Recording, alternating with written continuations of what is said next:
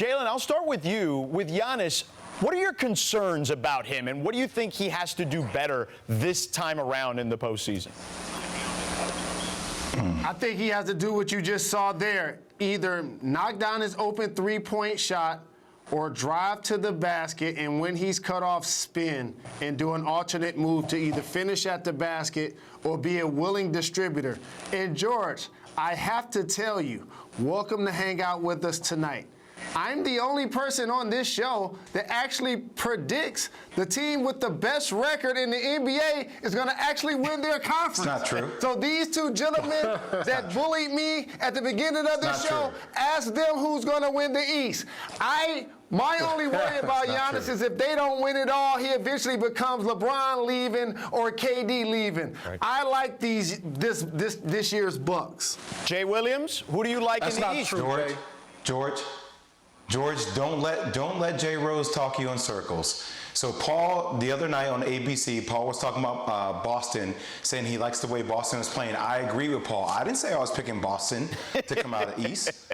I didn't say I was picking Toronto to come out of the East. I'm with Jay Rose. I'm picking the Milwaukee Bucks to come out of the East. So, hey, Jay Rose, you are not alone with the Milwaukee Bucks. I will say this, and something that people aren't talking about, watching all these games over this past weekend, when you look at the backdrop, right? The backdrop is really dark. I think this helps players when it comes to shooting. It helps them focus in on the bucket. And when you ask the question about Giannis, I think Giannis just needs to play the way Giannis has always been playing. Obviously, you need him to step up, when you get into playoff game scenario, game 7, things of that sort. I know you're about to talk to Paul the truth afterwards, after I make these comments, and Paul has lived up to that hype, and Giannis needs to be that.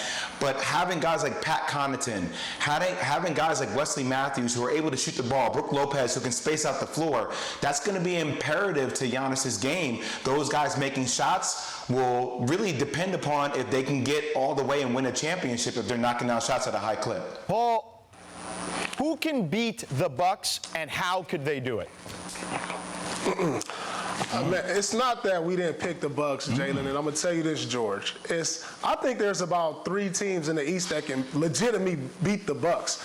And here's why, because I'm not all the way sold on the Bucks, although they have the best player. They probably have the MVP most likely. They have great depth in coaching.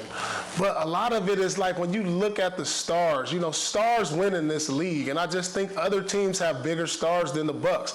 Now, there's going to be nights where Giannis is going to be scouted down to the T. He's not going to be able to get the 35 and 15, 6 assists, and then it's like, who's going to be that guy that can carry him that night? On my championship teams, if it wasn't me, it was Kevin. We had Ray. Who's that guy on the Bucks? Do we have faith in Middleton? He's the other lone all-star on this team. So when I look around the East and I look at teams like Philly who have size, who can match up with the Milwaukee Bucks. When I look at Boston, they have the versatility and their forwards who can put numerous guys on Giannis. And then the Raptors, they're the defending champs. You can't take nothing away from them. Although they don't have Kawhi, you can't take nothing away from the heart of a champion. Yeah, look, I'm with you. I think that all those teams you mentioned, Jalen, you don't think all those teams can at least push them potentially? I absolutely believe each team that Paul mentioned, and I don't know if he said the Miami Heat, could potentially push the Bucks. I'm not saying that it's a slam dunk for them to win the East.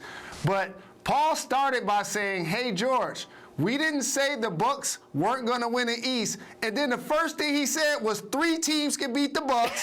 He's not sold on the Bucks, and they don't have a second star. He's not saying that in the West. He's not saying that in the West. I'm just not. Right? He's not saying that in the West. Exactly. Valid point.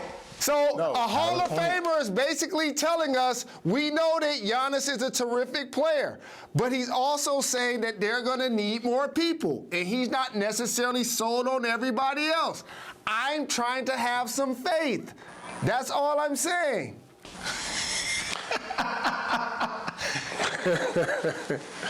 And guess what else? Home court out the window.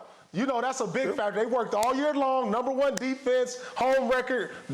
They don't get that now, so that's going to be tough. Okay. All I'm going to say is, guys, don't overlook Khris Middleton at the beginning. You know, this year we were talking about him pushing for a 50, 40, 90 type of season, guys. Like, so I know that he may not be the sexy guy that you guys look at as a superstar, but he's a guy that gets the job done, and that's what you need. That's what you need. Consistency is what the Bucks need. Thanks for watching ESPN on YouTube. For live streaming sports and premium content, subscribe to ESPN+.